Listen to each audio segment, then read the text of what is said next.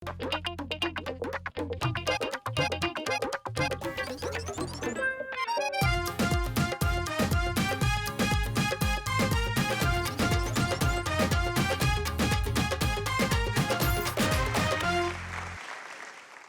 वालेकुम ख़वातीन व हज़रात, शुरू करते हैं आज का हस्बे हाल। मैं हूं आपका मेज़बान फ़रीद रईस। आज शो का आगाज़ कर रहे हैं PDM के सरबरा और जमीयत उलमा इस्लाम के सरबरा मौलाना फजलुर रहमान साहब की गुफ्तगू से। अस्सलाम वालेकुम मौलाना साहब। वालेकुम अस्सलाम जनाब, आप खैरियत से? आप सुनाइए मौलाना साहब, कैसे हैं? अल्हम्दुलिल्लाह, बहुत शुक्रिया आपका, आपने दावत दी है। सबसे पहले तो मैं इस प्रोग्राम के थ्रू अपने कारकुनान से ये दरख्वास्त करता हूँ कि फौरी तौर पे इलेक्शन की तैयारी शुरू कर दें। फौरी तौर पे? जी हाँ, हमें हर वक्त इलेक्शन के लिए तैयार रहना चाहिए। फौरी तैयारी शुरू करें, नालायक स्टूडेंट की तरह आखिरी दिनों पे न छोड़ दे कि कोई गैस पेपर मिल जाएगा या नकल मार के पास हो जाएगा, बल्कि उस तरह तैयारी शुरू कर दे जैसे खवातीन काफ़ी दिन पहले ही शादी में जाने की तैयारी शुरू कर दे। अच्छा। इंशाल्लाह हमारा जो मुकाबला है वो तो इस वक्त किसी से भी नहीं है, क्योंकि हर तरफ अल्लाह के फजल से हमारी जमात ही नज़र आ रही है।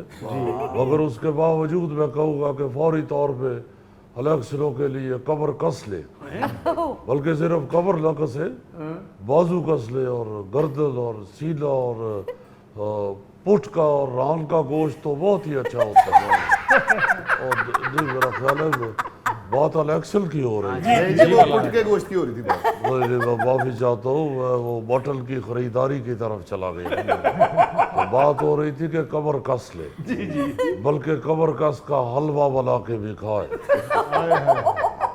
मौलाना साहब, ये इलेक्शन लड़ना है या आपने कुश्ती लड़ने की तैयारी करनी है? देखिए, इस दफा का जो इलेक्शन है वो एक कुश्ती से कम नहीं है। अच्छा। और जिस तरह आपने मैदान में उतरना है, लगोटा कस के, कमर कस के और लगोटा कस के। लगोटा कस के इसलिए कह रहा हूँ कि हमारे ज़हन में ये होना चाहिए कि ये इलेक्शन नहीं है, बल्कि ये किसी दुश्मन मुल्क के पहलवान से हमारा मुकाबला है। तो मौलाना साहब, आपको लगता है कि इलेक्शन इसी साल हो जाएंगे? देखिए, हमारा तो असूली मौक़िफ़ यही है कि इलेक्शन जल्द अज जल्द होने चाहिए। वाह। क्योंकि हम समझते हैं कि इस वक्त पाकिस्तान की सबसे जो पसंदीदा और पॉपुलर पार्टी है वो अल्लाह के फजल से हमारी पार्टी है। हमारी पॉपुलैरिटी का अंदाज़ा आप इस तरह लगा सकते हैं कि बहुत से लोगों ने मेरे तस्वीर के ऊपर आइंदा वज़ीर आज़म, आइंदा सदर, आइंदा लीडर, ये सब कुछ लिख के तो सोशल मीडिया पे छोड़ा हुआ है। ये तो मौलाना साहब आपकी देरीना ख्वाहिश है। तो ये लोगों की ख्वाहिश है। देखिए, हमारी ख्वाहिश बिल्कुल नहीं है। नहीं नहीं नहीं नहीं, ये आपकी ख्वाहिश है। मेरी ख्वाहिश नहीं है, मैं आपको बता रहा हूँ। इस तरह की कोरिया के जहाज में एयर होस्टेस होती है। अच्छा मौलाना साहब, आपने मेरे ऊपर ही उल्टा जो है वो करना शुरू कर तो ये दिया। लोगों की ख्वाहिश है। देखे, हम तो कहते हैं कि आप इलेक्शन करवाए, दूध का दूध और पानी का पानी हो जाएगा। मौलाना साहब, अब जो दूध का हाल है, वो अगर दूध का दूध पानी का पानी हो तो दूध इतना सा होगा, पानी इतना सा होगा। आप बिल्कुल ठीक कह रहे हैं। यही तो हमारी बदकिस्मती है कि पिछले 4 साल में इस क्रिकेट वाले लड़के ने मुल्क का खाना खराब कर दिया। तो ये शहबाज शरीफ साहब ने बहुत कोशिश की है कि पानी की मिकदार कम हो और दूध की मिकदार बढ़े, मगर उनको चूंकि इतना वक्त नहीं मिल सका, इसलिए इंशाअल्लाह ताला आइंदा जब हमें हुकूमत मिलेगी तो हम कोशिश करेंगे कि प्योर दूध लोगों तक पहुँचे।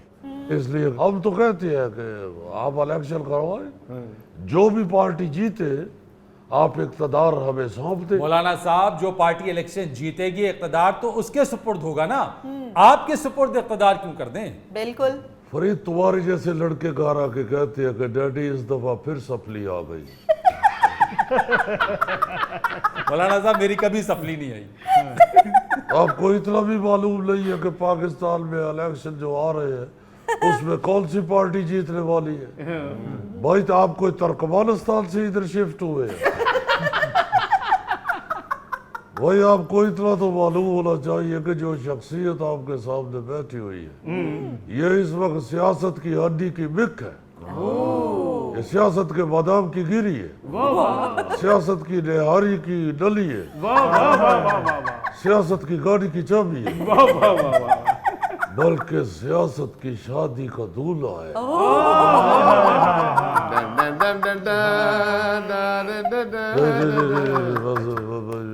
इतना ज्यादा जज्बाती ना हो इस उम्र में, ये day day day day day ये अच्छा नहीं लगता। तो बात ये है कि जिसको भी आप इक़्तिदार सौंपेंगे, जाहिर है वो जीतेगा ही तो उसको सौंपेंगे ना, तो हमारे अलावा अल्लाह के फजल से किसने जीत ला। मगर मौलाना साहब, मियाँ नवाज शरीफ की वतन वापसी की बात हो रही है, कहा जा रहा है वो अक्टूबर के महीने में वतन वापस आ जाएंगे। तो नून लीग भी है, पीपल्स पार्टी भी है, पीडीएम की बाकी जमातें भी हैं, आप कैसे कह सकते हैं कि इस बार आपकी जमात को कामयाबी मिलेगी? देखिए बात ये है कि अल्लाह ताला के फजल व करम से इस वक्त जो KPK में पसंदीदगी का आलम है, ये जमीयत उलमाए इस्लाम का जो पसंदीदगी का आलम है, वो तो यही बताता है कि इंशाअल्लाह ताला इक़्तिदार जो है वो हमें ही मिलने वाला है। तो मैं समझता हूँ कि PDM की जितनी भी जमातें हैं उनमें किसी को भी अगर इक़्तिदार मिलता है तो वो हमारी ही जीत है। जिस तरह आप इधर आप में से कोई भी खाना मंगवाता है तो गोगा ये समझता है कि ये मेरा ही खाना है। उसी तरह हम समझते हैं कि इलेक्शन में PDM की कोई भी जमात जीतती है तो वो हमारी ही जीत होगी। वैसे मौलाना साहब, मुस्लिम लीग नून का लंदन में मुशावरती इजलास हुआ और उस इजलास के अंदर ये बात सामने आई कि मियाँ नवाज शरीफ की वतन वापसी के ऊपर आपको इस बारे में एतमाद में लिया जाए। देखिए यही तो बात है, वो माशाल्लाह खुद बहुत बड़े लीडर है, मगर उनकी मेहरबानी है कि वो हमारे एतमाद पे भरोसा करते हैं। तो हालांकि वो खुद भी आ जाए तो उनको कौन रोक सकता है? तो जहाज में आएंगे इधर बैठ के तो उधर जाएंगे। मैं कौन सा उधर इमिग्रेशन में पासपोर्ट चेक कर रहा हूँ, तो उन्होंने जब आना होगा तो आ जाएंगे। हम तो बल्कि PDM की तरफ से उनका इस्तकबाल करेंगे और इंशाअल्लाह इस तरह धूमधाम से इस्तकबाल करेंगे जैसे कबड्डी की टीम जीत के वापस गांव जाती है तो गांव वाले उनका इस्तकबाल करेंगे। बल्कि अब तो कबड्डी के कैप्टन की तरह मियां नवाज शरीफ साहब को कंधों पे उठाने के लिए कोई तगड़ा आदमी भी ढूंढ रहे। मौलाना साहब तुसी साडा गोगा ले आइयो, इन्हां दे मोढियां ते बिठा देना। ਇਹਦੀ ਤੇ ਵਿਗ ਲਾਓ ਤੇ ਸਨਰੂਫ ਵੀ ਖੁੱਲ ਜਾਂਦਾ। ਨਹੀਂ ਆ ਭਾਈ, ਮੈਨੂੰ ਸ਼ੋਅ ਹੀ ਕਰਨ ਦੇ, ਐਵੇਂ ਮੈਂ ਉਹਨਾਂ ਦੇ ਕੋਲ ਬੁੱਕ ਹੋ ਜਾਵਾਂ, ਬਾਅਦ ਵਿੱਚ ਮੀਆਂ ਸਾਹਿਬ ਹੀ ਨਾ ਆਉਣ। बात ये है कि इंशाअल्लाह ताला इलेक्शन भी होगा और मियां नवाज शरीफ साहब भी तशरीफ लाएंगे। ओह माय गॉड, इलेक्शन भी आ रहा है, एशिया कप भी आ रहा है, वर्ल्ड कप भी आ रहा है क्रिकेट का। मतलब लो इस खेल का मेरे सामने। अब तो जब हुकूमत में आएगी तो इस खेल के ऊपर पाबंदी लगवाएगी।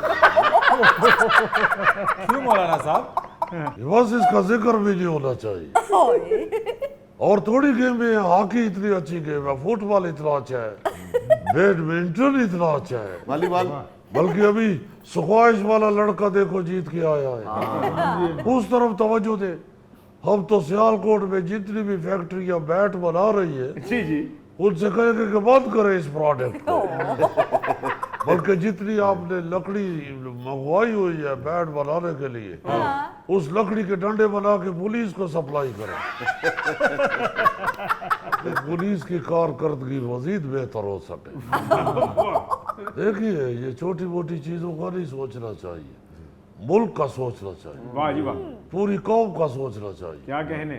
तो मैं ये समझता हूँ कि लॉ एंड ऑर्डर को अच्छा बनाने के लिए जी इस खेल पे फौरी तौर पे पाबंदी लगनी चाहिए, ताकि इस खेल पे पाबंदी लगेगी तो फिर पुलिस के डंडे बनेंगे। अगर मौलाना साहब खेल को क्यों बुरा कह रहे हैं?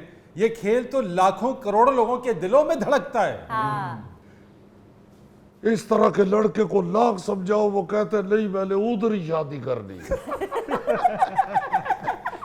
उस वक्त समझ आती है जब हाथों के सारे तोते उड़ गए होते हैं।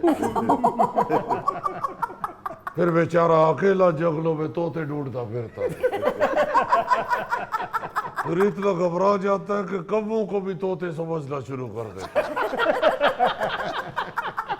कौवों को देख के कह रहा होता है आका गाते न चूरिया पावा। भाई चूरी तोता कहता है, कौवा नहीं कहता। नाजरीन, यहाँ वक्त हुआ है एक ब्रेक का, हमारे साथ रहिए। वजीर आजम काकड़ साहब कीमतें कम कराओ, वजीर आजम काकड़ साहब पिंजरा पुल बनाओ, वजीर आजम काकड़ साहब पिंजरा पुल बनाओ, वजीर आजम काकड़ साहब पिंजरा पुल बनाओ।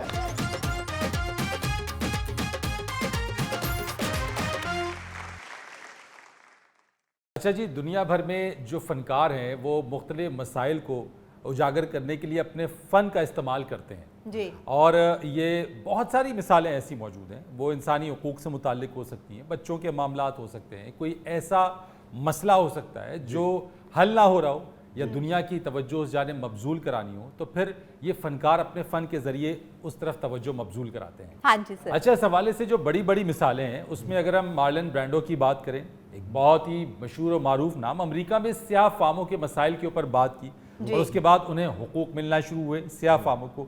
माइकल जैक्सन की बात करें, मशहूर गुलकार, हाँ जी। हील द वर्ल्ड फाउंडेशन उन्होंने बनाई और उसमें भूखे बीमार बच्चों के लिए वो चैरिटी उससे किया करते थे। हाँ जी बिल्कुल। अच्छा, ये बताने का मकसद सिर्फ ये है कि अगर हम पाकिस्तान की तरफ आ जाते हैं तो गुज़िश्ता दिनों से एक गीत सोशल मीडिया के ऊपर बहुत वायरल हो रहा है और गुल मीर जमाली, जिनका ताल्लुक डेरा मुराद जमाली से है, एक फोक गुलकार हैं। उन्होंने गुज़िश्ता साल जो बलूचिस्तान के अंदर बोलान नदी के ऊपर तामीर शुदा एक पुल था, पिंजरा पुल, जी जी। वो गुज़िश्ता साल सैलाब आया, आप सब लोगों को मालूम होगा कि वो सैलाब में बह गया। हाँ जी बिल्कुल।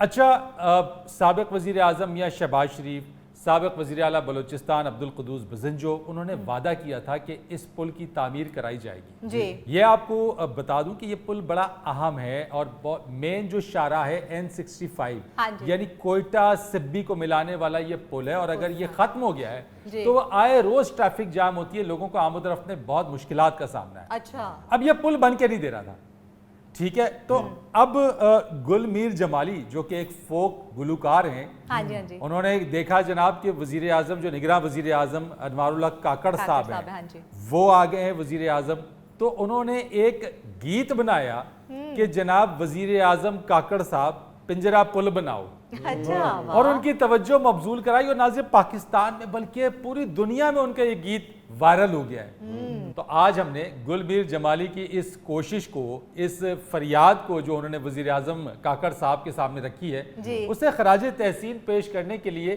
अजीजी गुलमीर जमाली को बुलाया है। अस्सलाम वालेकुम। वाह। वालेकुम अस्सलाम, क्या हाल है भाई साहब, खैरियत है? बिल्कुल ठीक ठाक। असल में मसला ये है कि ये हमारे इलाके का बहुत बड़ा मसला है। ये पिंजरा पुल जो है, तो आपको मालूम है, आप माशाल्लाह जानते हैं सारे मीडिया वाले जी। कि हमारे इस पुल के गिरने की वजह से हमारे इलाके के लोग बेचारे बहुत ज्यादा तकलीफ में आए। तो हमने देखा कि हमारे इलाके के हमारे भाई अनवारुल हक काकड़ साहब वजीर आजम हो गए हैं, तो जानते भी हैं इलाके की मुश्किलात को। जी जी। तो सबसे बड़ा तो बलोचिस्तान का मसला इस वक्त यही है, ये पिंजरा पुल। हाँ जी। अच्छा, ये कैसे आपके जहन में आया कि इस तरह से इस मसले को उजागर किया जाए? इस गाने को बनाने के लिए हमारा 1 महीना लगा है। अच्छा। तो बैठे रहते थे, यही सोचते रहते थे कि ये पुल नहीं बनेगा जब तक हमारा जो इलाका है उसके मसले कभी भी हल नहीं हो सकते, क्योंकि सबसे पहले बात तो ट्रांसपोर्ट होता है ना। हाँ जी। तो जब ट्रांसपोर्ट ही एक इलाके का रुक जाएगा तो फिर खाने पीने का, जरिया माश का भी मसला बन जाएगा। लोग बेचारे कैसे उधर से जाएंगे और कैसे उधर को आएंगे। तो फिर हम 1 महीने से ये सोच रहे थे कि किस तरह गाना बना के तो इनको पेश किया जाए। हम चाहते थे कि इत्तेजाज भी हो जाए और कानों में रस भी घुल जाए। जमाली साहब, ये आपके साथ कौन साहब हैं पगड़ी पहने हुए? ये अला बख्श मेरे म्यूजिशियन है। ये असल में जब हमने कोई गीत बनाना होता है, जब यहाँ कोई फंक्शन होता है तो ये मेरे साथ आ जाते हैं, अच्छा वरना ये अपनी मेहनत मजदूरी करते हैं, मेहनती आदमी है। मैं भाई साहब गांव से देसी मुर्गियां इकट्ठी करके कोयटा में देता हूँ। ये भी बताओ ना, उधर से खरीद के उधर देता हूँ, वो समझे गांव की चोरी करके उधर दे आते हो। खरीद के लाता हूँ। या अच्छा, वो जो आपने पिंजरा पुल बनाने की अपील की है वजीर आजम साहब से, हमें भी सुनाइए। हाँ भाई अल्लाह बख्श, शुरू हो जाओ। वजीर आजम काकड़ साहब पिंजरा पुल बनाओ, बनाओ। वजीर आजम काकड़ साहब पिंजरा पुल बनाओ, बनाओ। बलोचिस्तान धरती से अपना फर्ज निभाओ, निभाओ। बलोचिस्तान धरती से अपना फर्ज निभाओ। निभाओ। पिंजरा पुल बनाओ, हमारा तकलीफ में है अवाम सारा, पाक वतन के वजीर आजम कुछ करके दिखाओ। वजीर आजम काकड़ साहब पिंजरा पुल बनाओ, वजीर आजम काकड़ साहब पिंजरा पुल बनाओ।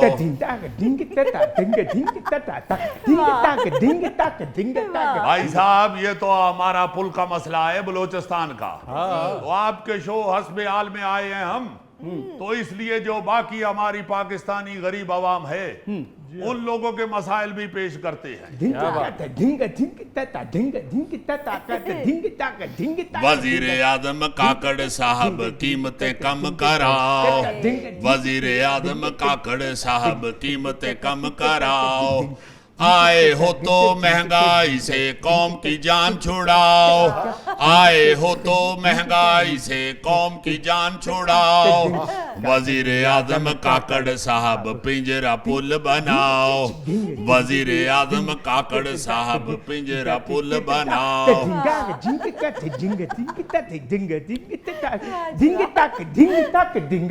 बिजली के हैं बिलों ने मारा, कर दिया बीपी शूट हमारा, वापडा को है मुफ्त जो यूनिट उनको बंद कराओ।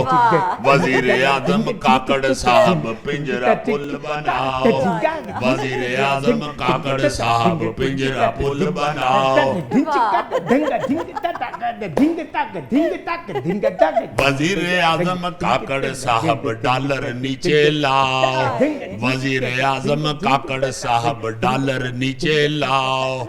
तेल के रेट बढ़ा के हमको और न पीसते जाओ, तेल के रेट बढ़ा के हमको और न पीसते जाओ।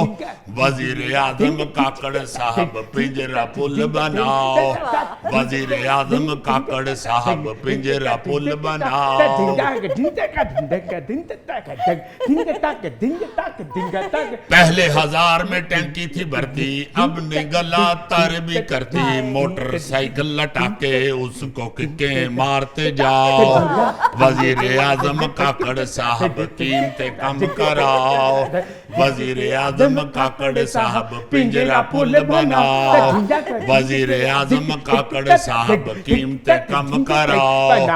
वजीर आजम काकड़ साहब पिंजरा पुल बनाओ, वजीर आजम काकड़ साहब पिंजरा पुल बनाओ, वजीर आजम काकड़ साहब पिंजरा पुल बनाओ, वजीर आजम काकड़ साहब पिंजरा पुल बनाओ, वजीर आजम काकड़ साहब पिंजरा पुल बनाओ।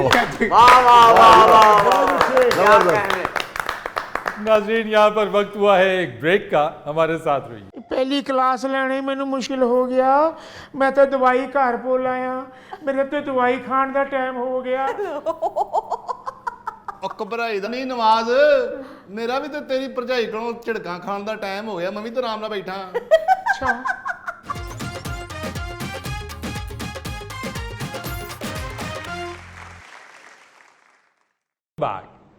नाज़रीन, आइए आज आपको हम अपनी हस्बे हाल क्लास की जानिब लिए चलते हैं, जहां पे हमने कुछ नौजवान तालिब इल्मों को दाखिला दिया है।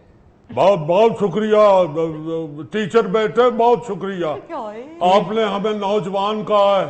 असल में हमें शीशे के बाद अगर किसी ने नौजवान महसूस किया तो वो आप हैं टीचर बेटे। की हाल है पुत? बिल्कुल ठीक। ਪਹਿਲੀ ਕਲਾਸ ਲੈਣੀ ਮੈਨੂੰ ਮੁਸ਼ਕਿਲ ਹੋ ਗਿਆ। ਮੈਂ ਤਾਂ ਦਵਾਈ ਘਰ ਭੁੱਲ ਆਇਆ। ਮੇਰੇ ਤੇ ਦਵਾਈ ਖਾਣ ਦਾ ਟਾਈਮ ਹੋ ਗਿਆ। ਉਹ ਘਬਰਾਈ ਦਾ ਨਹੀਂ ਨਵਾਜ਼, ਮੇਰਾ ਵੀ ਤੇ ਤੇਰੀ ਭਰਜਾਈ ਕੋਲੋਂ ਝਿੜਕਾਂ ਖਾਣ ਦਾ ਟਾਈਮ ਹੋ ਗਿਆ। ਮੈਂ ਵੀ ਤਾਂ ਆਰਾਮ ਨਾਲ ਬੈਠਾ। ਅੱਛਾ सर जी मेरे ऊपर ज्यादा इल्म का बोझ ना डालिएगा, मुझ में पहले ही कैल्शियम की बड़ी कमी है। यावर ये सिर्फ कैल्शियम की कमी तो तुम तकलफल कह रहे हो, वरना तुम्हारे अंदर हर चीज की कमी है। बल्कि आप इस मुख्तसिर इंसान को इंसान का ट्रेलर भी कह सकते हैं।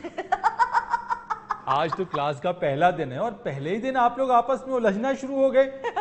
अच्छा जी, आप कौन है? आपने अपना तारुफ नहीं करवाया।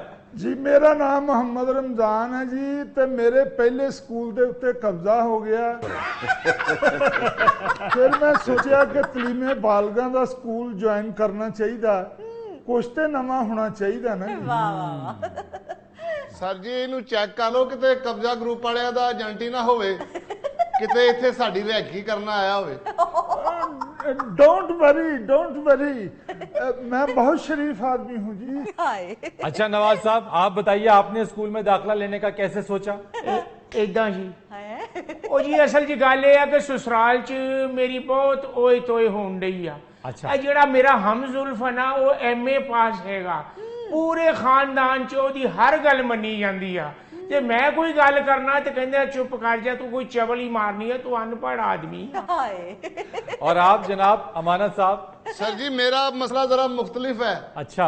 मैं जिस खातून से शादी करना चाहता हूँ ना, वो मुझे करती है मैसेज। मैसेज मुझे पढ़ना नहीं आता। शाबाश अंकल, आप इस उम्र अल्लाह अल्लाह करें, आप मैसेज पढ़ रहे हैं। बात यह है टीचर बेटे कि ये तो फजूल बकवास ਕਹਿੰਦੇ ਆ। बकवास कर रहे हैं। अच्छा, मेरा असल में ये मसला है कि मैं कनाडा जाना चाहता हूँ अच्छा अपने बच्चों के पास। अच्छा। और मैं आइट्स का इम्तिहान पास करना चाहता हूँ, इसलिए मैंने सोचा कि जरा आपके स्कूल में दाखिल होगी तो इंग्लिश अपनी बेहतर कर लूँ। मुझे पहले लग रहा था कि ये कोई कनाडा का जिम्मेदार है।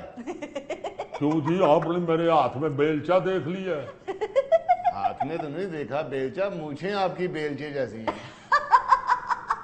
सर ये देखें, ये अपने से छोटे लड़कों से छेड़छाड़ कर रहा है, इसको मना करें आपकी मेहरबानी। टीचर पुੱਤ अब ਮੈਨੂੰ ਬੜੇ ਦਿਲ ਨਾਲ ਪੜਾਉਣਾ, ਮੈਂ बड़ा होके तेरा नाम रोशन करना चाहूँगा। ये ऐसे झूठ बोल रहा है, ये डबल सोल भी पहन ले तो ज्यादा से ज्यादा 1 इंच बड़ा होता है। जी यावर साहब, आप इस उम्र में क्यों तालीम हासिल करना चाहते हैं? सर जी मैं तालीम हासिल करके दस्तखत करने चाहता हूँ, क्योंकि मैंने सुन रखा है कि अगर अंगूठा छाप बंदा मर जाए तो उसका बड़ा मुंडा अंगूठा लगा के तो जायदाद अपने नाम लगा लेता है। तो मैं मरने से पहले पहले दस्तखत करने चाहता हूँ ताकि मेरा मुंडा अंगूठा लगा के अपने इरादे में कामयाब ना हो। अच्छा बहरहाल, सबसे पहले आप सबका एक टेस्ट होगा। बेटा इनका टेस्ट ले लो, मैंने तो अभी कुछ दिन पहले डॉक्टर अस्पताल से सारे टेस्ट करवाए। माशाल्लाह, ये मौके। अरे भाई, मैं मेडिकल टेस्ट की बात नहीं कर रहा, मैं जनरल नॉलेज के कुछ सवालात पूछना चाहता हूं ताकि मुझे ये मालूम हो जाए कि आप सब लोगों का IQ लेवल क्या है। यस यस, आप पूछे। अच्छा, मेरा सबसे पहला सवाल है कि ये बताइए कि अमेरिका किसने दरियाफ्त किया? ओ सर जी, जो गैर कानूनी तरीके से डंकी लगा लेता है वो अमेरिका दरियाफ्त कर लेता है। आपका कोई एजेंट वाकफ है? नहीं यार, मेरा कोई एजेंट नहीं है जो गैर कानूनी तरीके से अमेरिका पहुंचा दे। तो कानूनी तरीके से किसने दरियाफ्त किया था बेटे? क्रिस्टोफर कोलंबस ने दरियाफ्त किया था अमेरिका। ओ, वेला होगा, सारा दिन फिरता रहता होगा। बंदा आवारा फिरे तो कुछ ना कुछ मिल ही जाता है। अच्छा चले, ये बताइए कि पाकिस्तान में अब तक कितने वजीर आजम आ चुके हैं? सर जी जे साडी मर्जी ना पूछो तो फिर कोई भी नहीं। बस टीचर पुੱਤ ਇਹਨੇ ਤੇ ਵਜ਼ੀਰ ਆਜ਼ਮ ਆ ਗਏ ਹੋਣਗੇ ਕਿ ਇੱਕ ਵੱਡੀ ਬੱਸ ਦੀ ਸਵਾਰੀਆਂ ਪੂਰੀਆਂ ਹੋ ਗਈਆਂ ਹੋਣਗੀਆਂ। टीचर बेटे तुमने तो ट्रांसपोर्टर भी भर्ती कर ली हैं। निगरान मिला के आज तक 32 वजीर आजम आए हैं। हाँ। देखो जरा 32 वजीर आजम आ चुके हैं और मुल्क की बत्ती फिर नहीं पूरी हो रही। हाय। अच्छा, एक बड़ा ही आसान सवाल है, 2 और 2 कितने होते हैं?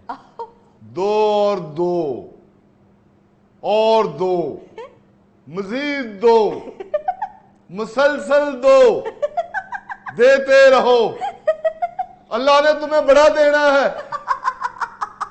ओ भाई, सर ने तुमसे पूछा 2 और 2 कितने होते हैं और तुमने उनको मिली नगमा सुनाना शुरू कर दिया। ये मिली नगमा नहीं, मेरी जरूरत है। मुझे अंदाजा वैसे हो गया है कि आप लोग जनरल एजुकेशन और जनरल नॉलेज हर तरह से नालायक ही हैं। हाँ। मैंने आप लोगों को कहा था कि आप लोग ना पहले दिन जवाब दीजिएगा, मैं जवाब दूंगा।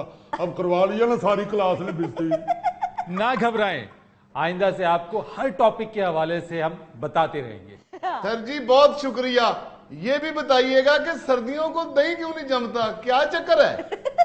ये भी बताएंगे, फिक्र ना कीजिए। और सर मैं ये भी पूछना चाहता हूँ कि ये जो कैंगरू होता है, कैंगरू, ये क्या बच्चों को ही अपनी दौलत समझता है? इसने जेब में अपना बच्चा ही डाला होता है।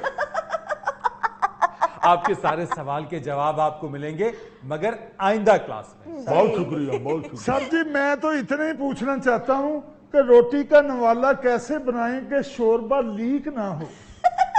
रमजान साहब, आपके हर सवाल का जवाब आपको मिलेगा, बिल्कुल फिक्र ना कीजिए। नाज़रीन, यहाँ पर वक्त हुआ है एक ब्रेक का, हमारे साथ रहिए। बस बस बस, आपको अल्लाह की कसम है, हंसे कोई ना। नहीं बस हंसे ना कोई, आपको कसम लगे। नहीं हंसने वाली बात नहीं। क्यूट का मतलब प्यारे प्यारे तो लगते हैं। हाँ, तुम क्यों हंस रही हो?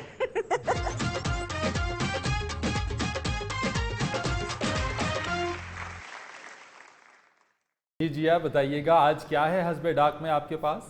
सर, हस्बे डाक में आज हमें पहली मेल की है मुराद अली ने, और ये मेल है कराची से। कहते हैं अस्सलाम वालेकुम फरीद साहब। वालेकुम अस्सलाम मुराद साहब। कहते हैं कि हम तो 14 साल से हस्बे हाल और अजीजी के फैन हैं, लेकिन कभी इनसे मुलाकात नहीं हो सकी। आप तो हर रोज इनसे मिलते हैं, जरा बताएं तो कि हमारे अजीजी साहब हकीकत में भी इतने ही क्यूट लगते हैं जितने टीवी स्क्रीन पर हैं। बस बस बस, आपको अल्लाह की कसम है, हंसे कोई ना। नहीं बस हंसे ना कोई, आपको कसम लगे। नहीं हंसने वाली बात नहीं। क्यूट का मतलब प्यारे प्यारे तो लगते हैं। हाँ, तुम क्यों हंस रही हो? अजीजी बैठ जाओ यार, बैठ जाओ। हंसने वाली बात नहीं, ये एक कद्दा अगर जिंदगी में ये आ जाता है मैसेज, तो इसमें हंसना नहीं चाहिए। जी आप बड़े क्यूट हैं। इंसान आहर है तो क्यूटी। जी बहुत क्यूट हैं, इतने क्यूट हैं, बल्कि इतने ज्यादा क्यूट हैं। ये देखो वो क्यूटनेस खिलार दी ना उसने मेरी। असल में बात ये है कि असल तो हमारे नायरीन क्यूट हैं। हाँ जी। जो हमारे साथ प्यार करते हैं, करते हमारे बहन भाई, हमारे बच्चे, हमारे बुजुर्ग। ईमान से बड़ी ही खुशी होती है जब कोई कहता है ना। अभी मैं कल परसों एक डॉक्टर साहब के पास गया हुआ था, इरफान अदर साहब उनका नाम है। अच्छा। उन्होंने जब मुझे कहा ना कि मेरे वालिद साहब कोई 3-4 साल से चारपाई पर हैं और वो हस्बे हाल रेगुलर देखते हैं, तो यकीन मानो कि ऐसी सिचुएशन में आंखों में आंसू आ जाते हैं कि अल्लाह पाक तेरा बड़ा शुक्र, बिल्कुल तेरी बड़ी मेहरबानी कि किस किस के दिल में हमारे लिए मोहब्बत है। हाँ जी। और ऐसे लोग जो हैं वो तो फिर मोहब्बत ही सिर्फ नहीं करते, लाइमन साथ दुआ भी देते। अच्छा सर, हमने अपने प्रोग्राम में जिक्र किया था कि ज्यादा लाड प्यार से जो है वो पेरेंट्स बच्चों को बिगाड़ देते हैं और बच्चे सुस्त हो जाते हैं, बात नहीं मानते हैं। तो इस हवाले से एक स्कूल टीचर हैं राहत बतूल, मुजफ्फरगढ़ से हैं। इन्होंने हमें मैसेज किया है और मैसेज में लिखती हैं, अस्सलाम वालेकुम हस्बे हाल टीम। वालेकुम अस्सलाम। कहती हैं, अजीजी साहब आपने प्रोग्राम में बच्चों के सोहल और लाड का जिक्र किया था। इस हवाले से एक तजुर्बा शेयर करना चाहती हूँ कि छुट्टियों के बाद स्कूल दोबारा शुरू हो गए हैं, लेकिन बच्चे क्लास में ऊँघते रहते हैं क्योंकि छुट्टियों में वालिदैन ने उन्हें रात देर तक जागने और सुबह देर से उठने की आदत डाल दी है। बच्चों की पिटाई पर पाबंदी लगी हुई है, इसलिए पानी के छींटे मार कर जगाना पड़ता है। हाँ जी, वाकई अक्सर जो है ना जी क्लासरूम वो सब्जी की दुकान बने हुए हैं। टीचर बेचारे थोड़ी थोड़ी देर बाद पानी का तरौंका लगाते रहते हैं। वो जैसे सब्जी वाला नहीं लगाता कि सब्जी बासी ना हो जाए, ताज़ी रहे। हाँ जी हाँ जी, स्टूडेंट्स अक्सर ये है। हाँ जी। ये इतना बड़ा इस वक्त नुकसान हो रहा है तालीम के डिपार्टमेंट में, यानी स्कूलों कॉलेजों में, हाँ जी। मदरसों में, कि बच्चों को अब जल्दी सोने की आदत ही नहीं है। बिल्कुल सर। आधी क्लास सोई होती है। ये जो जुल्फी है, इसको मैं क्यों गोगे के साथ बैठाता हूँ कि ये खौफ से जागता रहे। अक्सर नींद आ रही होती है इसे। क्योंकि रात को लेट सोते हैं ये लड़के। इनको ये नहीं पता कि जब यार बुजुर्ग हो जाए ना बंदा, तो वो फिर याद करता है कि यार शायद टाइम नाल सौ गए होंगे। ये देर तक जागना, रातों को जागना, सुबह को वक्त सोना, ये बाकायदा सेहत के लिए बड़ा नुकसानदेह। बहुत नुकसानदेह। अच्छा बहन जी, अल्लाह खैर करे, अल्लाह पाक आपकी जो क्लास है उसमें बरकत डाले और बच्चों को जगाए। अच्छा जी, अगला हमें मैसेज आया है भारत से और ये मैसेज किया है सुनील कुमार ने। कहते हैं, अजीजी साहब, आपके प्रोग्राम की को होस्ट मिस जिया पाकिस्तान की नवजोत सिंह सिद्धू हैं। अच्छा, वैसे मैंने इस वक्त गौर किया कि सिद्धू नाल हल्की जी शक्ल भी मिल रही है जी। नक भी हल्का जिहा रल रहा है। हाँ जी हाँ जी, बड़े छिके मारता थी पा सिद्धू। क्या बात है जी। सिद्धू साहब जो है वो करेक्टर भी उतने ही बब्बर शेर हुए हैं जितने बब्बर शेर वो होस्ट हैं। और क्या काट के शेर उसी वक्त फेंकते हैं। वाह वाह वाह वाह। और जब वो उठ के अपनी चेयर से स्टेज की तरफ जाते हैं तो उस वक्त पता चलता है कि यार बड़े जवान ने माशाल्लाह। बैठे बैठे नहीं जवान लगते। वो खूब कहते हैं ठोको ताली। हाँ जी हाँ जी, तेरे ये चाहता है कि किधरे भाजी ये कहना ठोको परौठा। भाजी स्टेट छक्का बहुत बढ़िया मार दे। बहुत अच्छे। असल में सिद्धू साहब को भी और जिया को भी पैसे जितने मिलते हैं ना, इनकी हंसी नहीं रुकती। इस टेंशन दे दौर च भी दो में खुशहाल। हाँ जी, इस दौर में पैसे मिल जाए इससे बड़ी खुशी कौन सी। जी सर, अगली हमें मेल की है घोटकी से रिदा फातिमा ने। कहती हैं, अस्सलाम वालेकुम हस्बे हाल टीम। वालेकुम अस्सलाम। और कह रही हैं, फरीद साहब, सिंध में अद्वियात की किल्लत की खबरें कई महीनों से चल रही हैं, लेकिन इस पर कोई एक्शन नहीं लिया जा रहा। जान बचाने वाली अद्वियात भी महंगे दामों फरोख्त हो रही हैं। खुदारा इस मसले को प्रोग्राम में उठाएं और हुक्मरानों से अपील करें कि कम से कम बीमारों पर तो जुल्म ना करें। वाकई ये बहुत बड़ा मसला है जिसकी तरफ इन्होंने तवज्जो मबजूल कराई है। जी सर। और मैं तो ये कहूँगा ये कोई पहली दफ़ा नहीं है इस तरीके की, ख़ास तौर के ऊपर जो जान बचाने वाली अद्वियात हैं अजीज़ी, वो भी, और जो ऐसी अद्वियात जो कि इंसान की जान जिसका इन्हिसार है, बहुत ज़रूरी हैं, उन अद्वियात की शॉर्टेज हो जाती है। अब बंदा मेडिकल स्टोर के चक्कर लगा रहा है, एक मेडिकल स्टोर से दूसरे से तीसरे। अब मेडिकल स्टोर वाले कहते हैं हमारे पास तो अद्वियात ही नहीं है।